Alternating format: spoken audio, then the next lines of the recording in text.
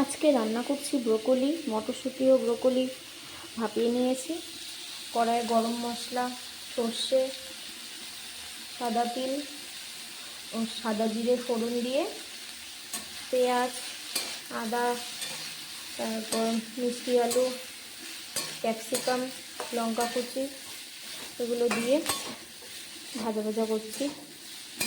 Extra আর কোনো মশলা দেবো না।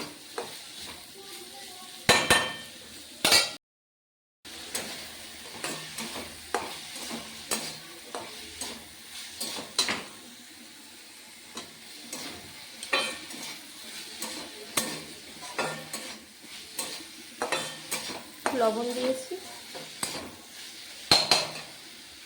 এখন ব্রোকলিটা দিয়ে দেবো। হলুদ লবণ দিয়ে জল দিয়ে দিলাম, এখন ঢেকে দেবো।